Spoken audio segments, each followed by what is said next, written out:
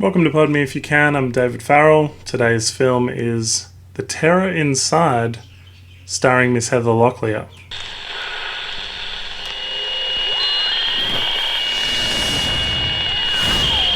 The Terror Inside is a 1996 thriller starring Heather Locklear, and it's aka Shattered Mind. It's also known as Shattered Mind. It apparently airs on cable TV in America a lot, but here it's a straight-to-DVD release in Australia, but it was originally a telemovie in the States. So it's a pretty smart thriller where Heather Locklear plays Susie Tremaine, a woman with multiple personality disorder. And when her father dies, Susie, who is a mother of two girls with a husband, loses control and her multiple personalities start taking over. The film relies on her playing multiple roles, as you can tell, and she has four distinct personalities named Bonnie, Ginger, Victoria, and DJ.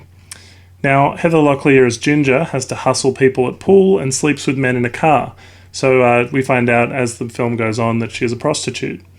As Victoria, she's intelligent and attempting to further her studies. As Bonnie, she's like a frightened child. And finally, DJ is apparently an abusive male ego. However, it's never completely made clear. It just seems Heather Locklear is playing like a really rough version of you push me, I'll push you back kind of guy.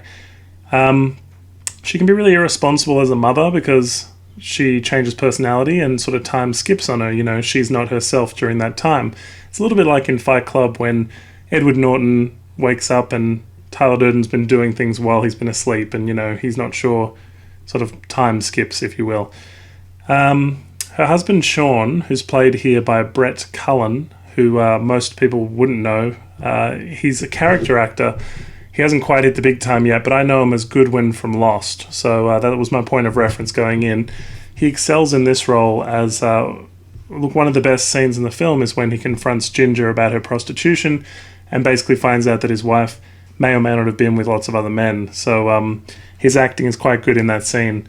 Her character is literally haunted by her father. We see him in heaps of scenes, she sees him everywhere, and his presence implies that there's this deep, dark secret from her past that we're looking to uncover during the course of the film.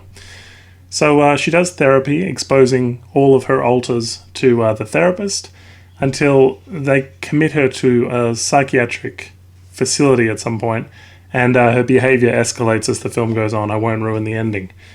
Look, she does very well in this role. The film style here that has been adopted here is intentionally jarring, so as a viewer, you are watching it going, What just happened? What was that scene? Where did that fit? It's a puzzle, essentially. Like she has a fractured or shattered mind, if you will.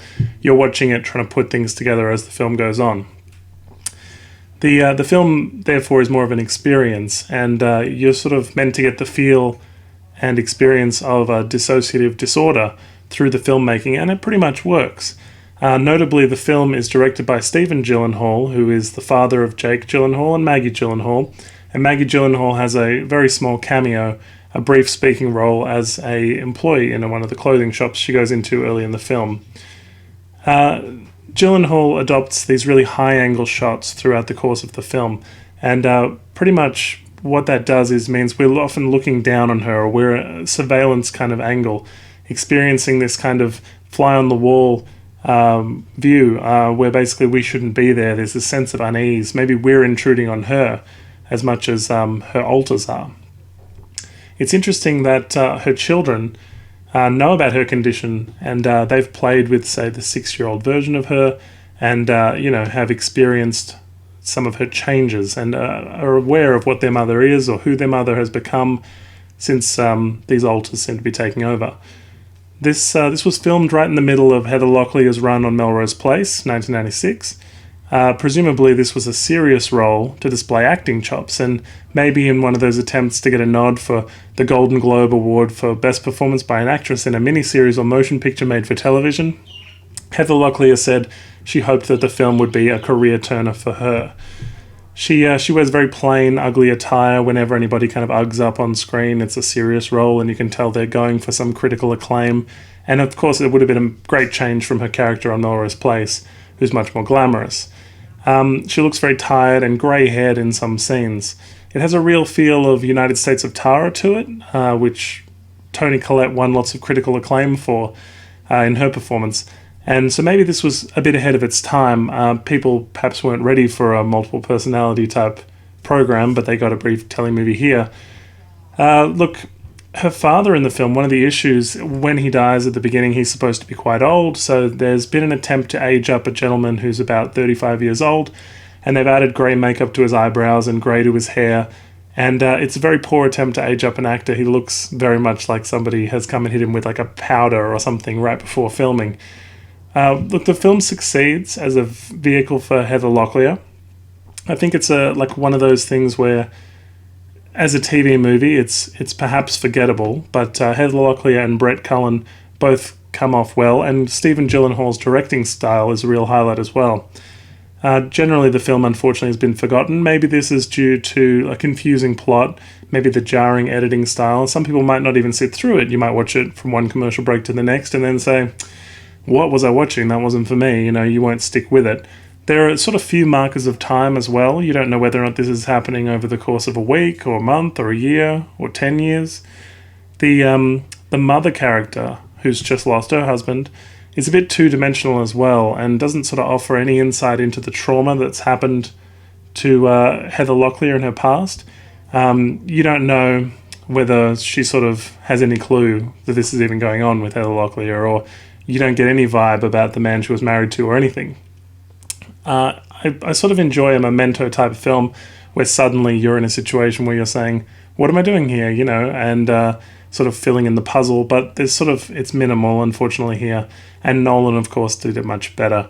In some ways, this acts as a sort of prequel to United States of Tara, because as I remember in that show, she's already established she has this condition, and she's living with the fact that she has alters already, whereas this one, it feels as if she's discovering that she has it at all. I rather enjoyed the film as a passage of time, but they sort of introduce a lot of guns and knives and potential danger to her husband and children, and they never really quite pull the trigger on any of them. It's very much more a psychological film than anything that's violent or action-packed. Notably also, one of the daughters is played by Alexa Vega, who is a child star of Robert Rodriguez's Spy Kids. So she's very young here. She would have been about 7 or 8 years old.